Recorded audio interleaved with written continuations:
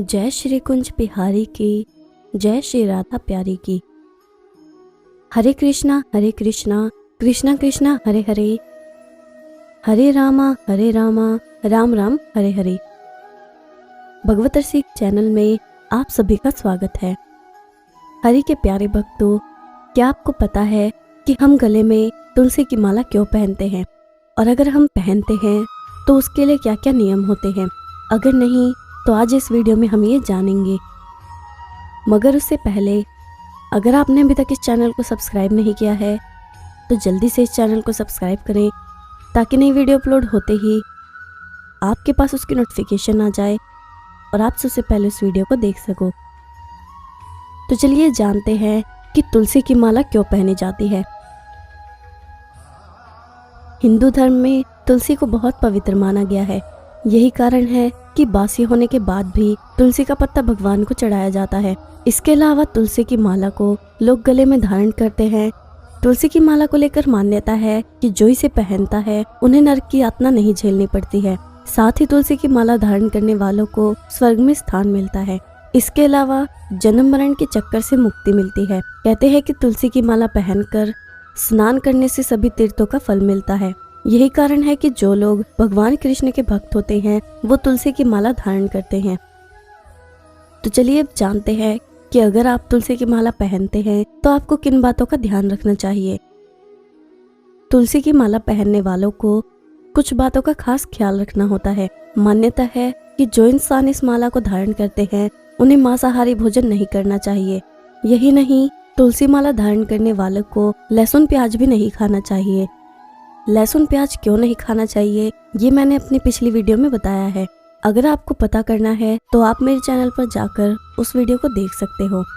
लहसुन प्याज इसलिए नहीं खाना चाहिए क्योंकि लहसुन प्याज और मांसाहारी व्यंजनों को तामसिक माना गया है। ऐसे में भगवान की भक्ति में बाधा उत्पन्न होती है। वहीं तुलसी की माला से भगवती और भगवान शिव के मंत्रों का जाप नहीं किया जाता है।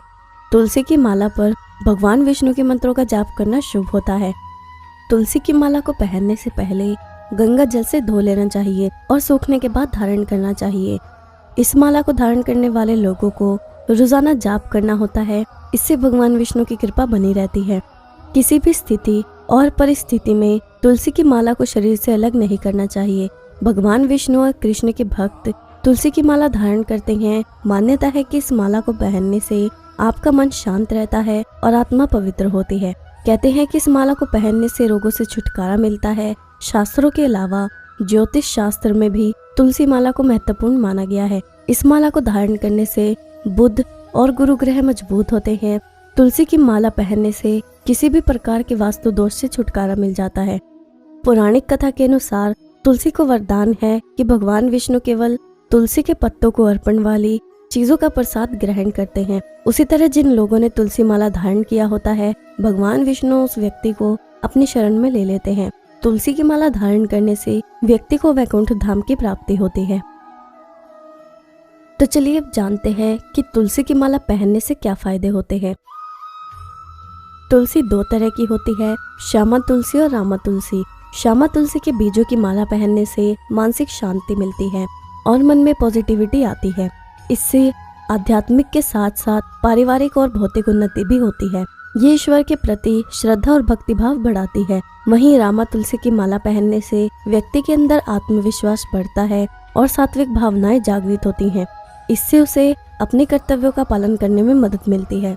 ये माला पहनने से शरीर निर्मल होता है, जीवन शक्ति बढ़ती है, व्यक्ति को पाचन शक्ति, बुखार, जुकाम, सिर दर्द, स्किन इन्फेक्शन, दिमाग की बीमारियों से राहत मिलती है। तुलसी एक अद्भुत औषधि है। इससे ब्लड प्रेशर और डाइजेशन बेहतर होता है। तुलसी को धारण करने से शरीर में विद्युत शक्ति का प्रभाव बढ़ता है।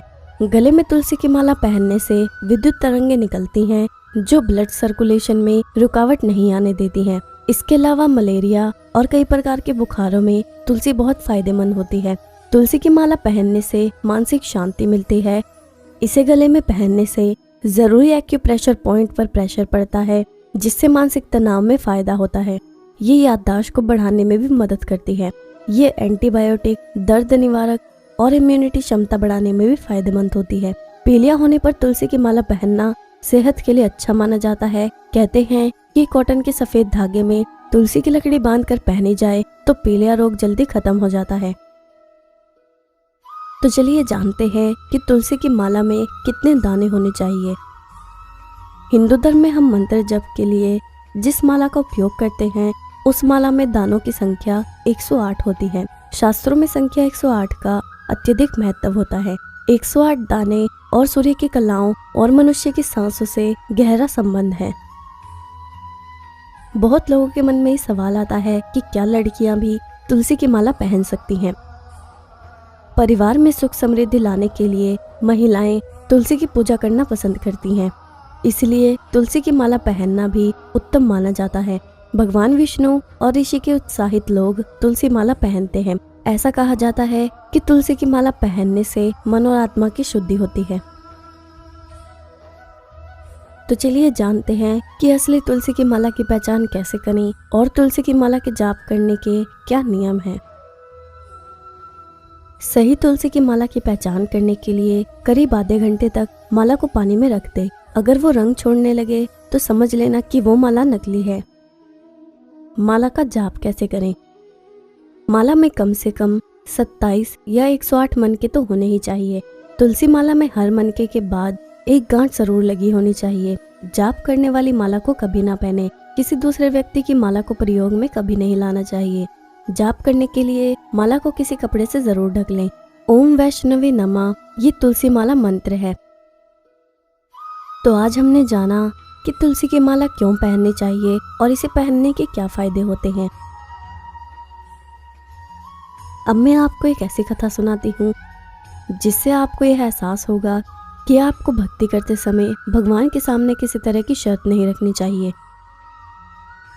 भक्ति करते समय भगवान के सामने किसी तरह की शर्त नहीं रखनी चाहिए, जबकि अधिकतर लोग भगवान से पूजा पाठ करते समय, भक्ति करते समय कुछ ना कुछ मांगते जरूर हैं। इस संबंध में एक कथा प्रचलित है। कथा में बताया गया है कि सच्चे भक्त को किस बात का ध्यान रखना चाहिए। तो चलिए कथा सुनते हैं। कथा के अनुसार पुराने समय में किसी राजा के महल में एक नया सेवक नियुक्त किया गया। राजा ने उससे पूछा कि तुम्हारा नाम क्या है? सेवक ने जवाब दिया कि महाराज, आप जिस नाम से मुझे बुलाएंगे वही मेरा नाम होगा। राजा ने कहा ठीक है। उन्होंने फिर पूछा कि तुम क्या खाओगे? सेवक ने कहा कि जो आप खाने को देंगे वही मैं प्रसन्न होकर खा लूंगा। राजा ने अगला सवाल पूछा कि तुम्हें किस तरह के वस्त्र पहनना पसंद है? सेवक ने कहा कि राजन, जैसे वस्त्र आप देंगे मैं खुशी खुशी धारण कर लूंगा। राजा ने पूछा कि तुम कौन कौन से काम करना चाहते हो? सेवक ने जवाब दिया कि जो काम आप बताएंगे मैं वही कर लूंगा। राजा ने अंतिम प्रश्न पूछा कि तुम्हारी इच्छा क्या है? सेवक ने कहा कि महाराज, एक सेवक की कोई इच्छा नहीं होती है, मालिक जैसे रखता है उसे वैसे ही रहना पड़ता है। ये जवाब सुनकर राजा बहुत खुश हुआ और उसने सेवक को ही अपना गुरु बना लिया। राजा ने सेवक से कहा कि आज तुमने मुझे बहुत बड़ी सीख दे दी। अगर हम भक्ति करते हैं तो भगवान के सामने किसी तरह की शर्त या इच्छा नहीं रखनी चाहिए। तुमने मुझे समझा दिया कि भगवान के सेवक को कैसा होना चाहिए। इस छोटी सी कथा की सीख यही है कि भक्ति करने वाले लोगों को सिर्फ भक्ति करनी चाहिए। भगवान के सामने किसी तरह की शर्त रखने से बचना चाहिए, तभी मन को शांति और भगवान की विशेष कृपा मिल सकती है। भक्ति प्रेम भी नहीं है। प्रेम तो एक फूल की तरह होता है। फूल सुंदर होता है, सुगंधित होता है, लेकिन मौसम के साथ वो मुरझा जाता है। भक्ति पेड़ की जड़ की तरह होती है, चाहे जो भी हो ये कभी नहीं मुरझाती, हमेशा वैसे ही बनी रहती है। ये थी छोटी सी कथा जिससे हमें ये पता चलता है कि हमें भगवान की सिर्फ भक्ति करनी चाहिए, उनसे कुछ मांगना नहीं चाहिए, क्योंकि अगर हम भक्ति करते हैं तो भगवान हमें सब कुछ दे देते हैं। अब मैं आपसे विदा लेती हूँ। अगर आपको ये वीडियो अच्छी लगी हो तो इस वीडियो को लाइक ज़रूर करना और जितना हो सके उतना शेयर करना, ताकि अन्य भक्तों तक भी ये वीडियो पहुँच सके।